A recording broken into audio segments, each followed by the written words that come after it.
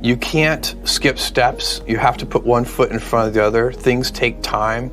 There are no shortcuts, and but you want to do those steps with passion and ferocity. It's easy to have. It's very hard to turn an idea into a successful product. There are a lot of steps in between, and it takes persistence, relentlessness. You can have a job, or you can have a career, or you can have a calling. And if you can somehow figure out how to have a calling, you have hit the jackpot, because that's the big deal. The stress primarily comes from not taking action over something that you can have some control over. You guys will find that you have passions, and having a passion is a gift. I think we all have passions, and you don't get to choose them. They pick you, but you have to be alert to them. You have to be looking for them. And when you find your passion, it's a fantastic gift for you because it gives you direction, it gives you purpose. You can have a job, or you can have a career, or you can have a calling. And the best thing is to have a calling. And if you find your passion, you'll have that, and all your work won't feel like work to you. Do something you're very passionate about, and don't try to chase what is kind of the hot passion of the day. You can choose a life of ease and comfort, or you can choose a life of service and adventure. Which one of those, when you're 90 years old, are you going to be more proud of? Whatever it is that we're going to do to start to address that situation, even if it's not solved, the mere fact that we're addressing it dramatically reduces any stress that might come from it. So stress comes from ignoring things that you shouldn't be ignoring, I think in large part. So stress doesn't come, people get stress wrong all the time, in my opinion. Stress doesn't come from hard work, for example. You can be working incredibly hard and loving it. And likewise, you can be out of work and incredibly stressed over that. No matter how good we are, we can still be better. You can always be better. Customers have a divine discontent, and they teach you if you listen to customers.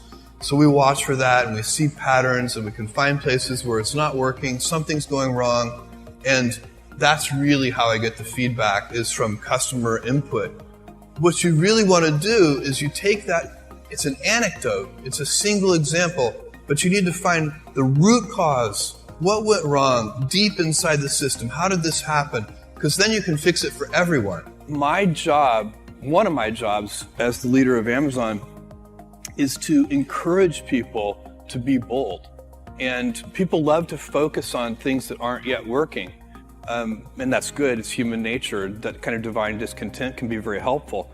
But you really, it's incredibly hard to get people to take bold bets. And you need to encourage that. And if you're going to take bold bets, they're going to be experiments. And if they're experiments, you don't know ahead of time whether they're going to work. Every single important thing we've ever done, the most important things have always seemed dumb to industry experts at the beginning. So you have to get really good results. You have to defy conventional wisdom.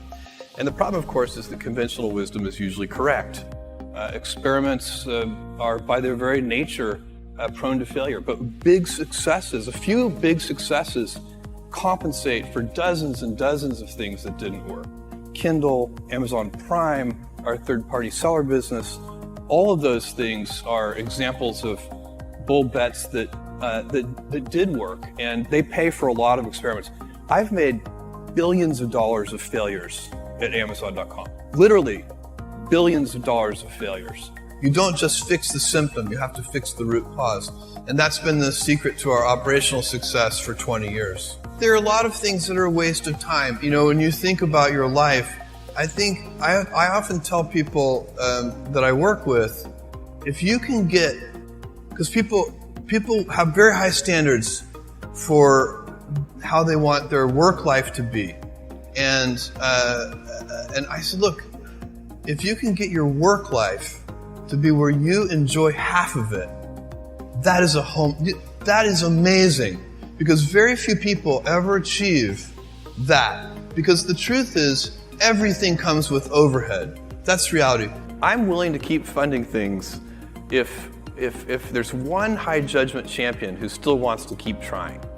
And I think that's extremely important, because I think most companies, especially larger companies, give up on things too soon. It's companies that don't continue to experiment, companies that don't embrace failure, they eventually get in a desperate position where the only thing they can do is make a kind of Hail Mary bet at the very end of their corporate existence.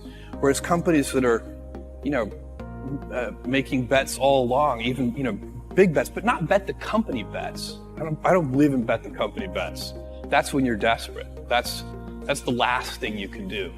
What we're really focused on is thinking long term, putting the customer at the center of our universe, and inventing. Those are the three big ideas to think long term, because a lot of invention doesn't work. If you're going to invent, it means you're going to experiment. You have to think long term. So these three ideas, customer centricity, long-term thinking, and a passion for invention, those go together. That's how we do it. And by the way, we have a lot of fun doing it that way. Every job comes with pieces you don't like. And we need to say, that's part of it. And not resent those pieces, or try not to, but also try to minimize them. I tell senior executives, you should have the least stress. There's this weird, I think, false idea that CEOs, I'm a CEO, there's this false idea that CEOs are under the most stress. Well, I look at that, I'm like, why? You're in charge. That is true for most businesses, where you kind of proceed adaptively. It's step by step. You figure it out. You have a success, and then you kind of double down on that success, and you figure out what else you can do, what customers want. Everything we've done and all the success we have is at its root primarily due to the fact that we have put customers first. So you really need to be very clear with yourself. And I think one of the best ways to do that is this notion of projecting yourself forward to age 80, looking back on your life and trying to make sure you've minimized the number of regrets you have. That works for career decisions. It works for family decisions. It means step by step ferociously. And it's the motto for Blue Origin. Basically, you can't skip steps. You have to put one foot in front of the other. Things take time. There are no shortcuts. But you want to do those steps with, passion and ferocity. You need to be nimble and robust. So you need to be able to take a punch, and you also need to be quick and innovative and doing new things at a high speed. That's the best defense against the future. And you have to always be leaning into the future. If you're leaning away from the future is going to win every time. Never, ever, ever lean away from the future.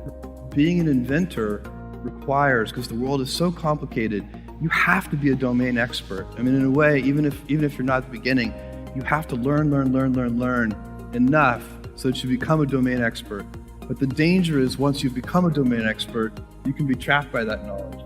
And so inventors have this paradoxical ability to have that 10,000 hours of practice and be a real domain expert, and have that beginner's mind. Have that look at it freshly, even though they know so much about the domain. A young person should find something that they're passionate about to do. And that's not going to surprise anyone. It's a clear thing to do. It's very hard. If you don't love your work, you're never going to be great at it. And that's the key to inventing. You have to have both. And I think that is intentional. I think all of us have that inside of us, and we can all do it, but you have to be intentional about it. You have to say, yeah, I am going to become an expert, and I'm going to keep my beginner's mind. You have to figure out how to set up your life in such a way that you can minimize the things. And I find people don't dislike hard work. What people dislike is being out of control. Like, they can't control their life. They can't control their environment. I think everybody has their own passion, their own thing that they're interested in. And then you're very alert to the things that that are in the sphere of influence of that passion. My advice would be the same for any kind of entrepreneur, and that is make sure that you are focused on something you're passionate about.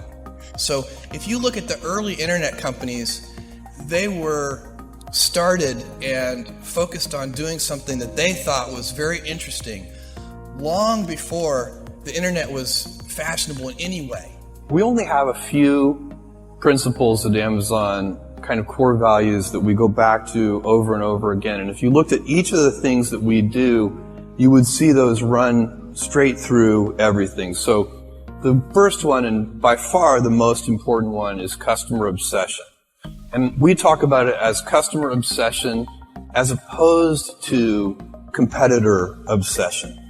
And I have seen over and over again companies talk about that they're customer focused, but really when I pay close attention to them, I believe they are competitor focused. Customers are always dissatisfied. Even when they don't know it, even when they think they're happy, they actually do want a better way, and they just don't know yet what that should be. And that's why I always warn people, customer obsession is not just listening to customers. Customer obsession is also inventing on their behalf, because it's not their job to invent for themselves. The other thing I would suggest to any young person, even before they start their career, is to really think about their choices.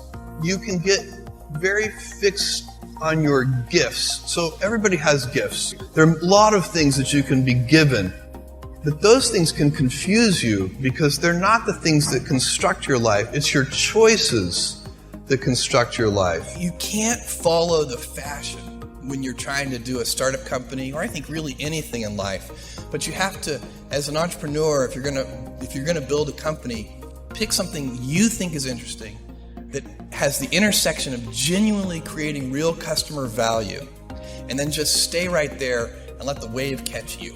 You know, you're very lucky if you have a career. A lot of people end up with a job. So it's not like I really have a choice to follow this passion.